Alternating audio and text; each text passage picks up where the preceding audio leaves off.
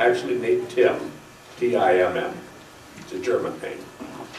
And I thank you for being here, for doing this listening session. And I thank all the people who are here. I agree with what was said before. We need more democracy, not less. We always need more. I'm going to speak to you from my heart, because I think this is a heartfelt issue that deals with our lives and the lives of people who are to come for the eons as long as human beings are on this planet. A little about my background. I'm from central Wisconsin, originally. I still own a farm in central Wisconsin. I'm a farm boy. 4 generations of my family have lived there since my family immigrated to this country shortly before the Civil War. So I have a lot of empathy for the folks who live in this area, who are basically rural people. Some of you have rural backgrounds. You understand the sense of place. That's a special thing. Place is something that cannot ever be tampered with. It is what it is. It's where you grew up. It's where your family grew up. It's for generations of your family grew up. It has a very distinct part of your life and of your character. Interventions change that. Interventions like what we're talking about here change that. And they change that irreparably. It's not something you can fix. You can't mitigate that. It's changed. And it's changed forever. And that's the power you folks have. And the power the folks in the legislature have. And that's why we elected you, to give you that kind of responsibility, to make those decisions wisely. Not only on behalf of this people living now, but on those who live in perpetuity. That's heavy. That's heavy. Please take that very seriously.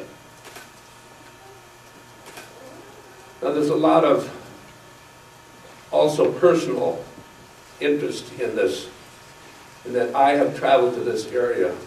So I live now in Mazomanie, which is a Native American word, interestingly enough, Western Dane County.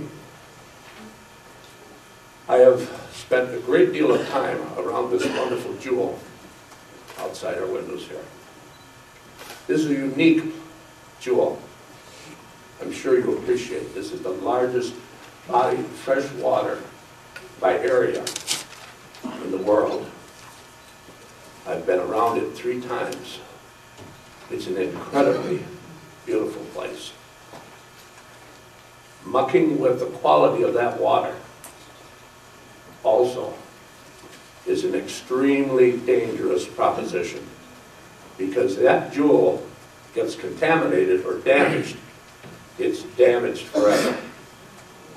You can't mitigate the largest body of fresh water in the world. Can't do it. So you're mucking with an environmental jewel. You're mucking with a tourist attraction of world class.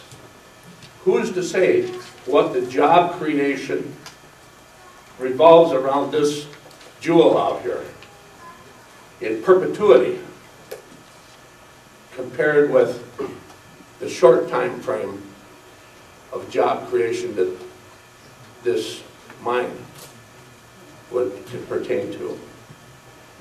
And then there's another question. How many jobs, period?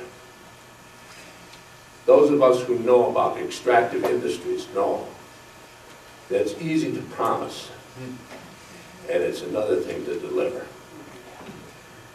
As human beings, we're so vulnerable to manipulation and to advertising gimmicks. Who wouldn't want to have jobs in a time of economic decline? Those of us who know that those jobs aren't going to come. And those who know those jobs come, if they come at all, at an enormous price. Do you think, does anybody think, that these mining companies, in that they've chosen to extract this by a mountaintop, I like that term, mountaintop renewal, that's exactly what we're doing here.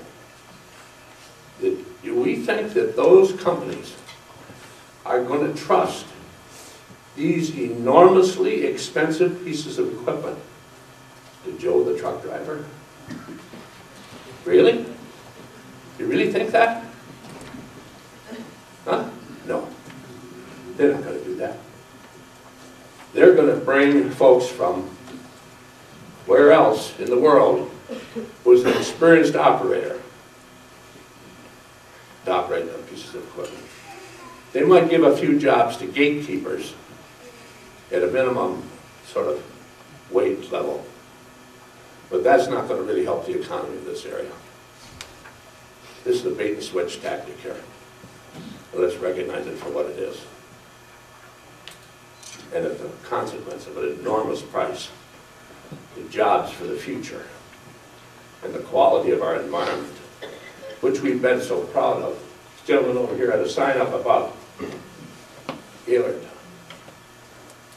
Gaylord Nelson fought to see that the Apostle Islands were set aside just up the road a piece.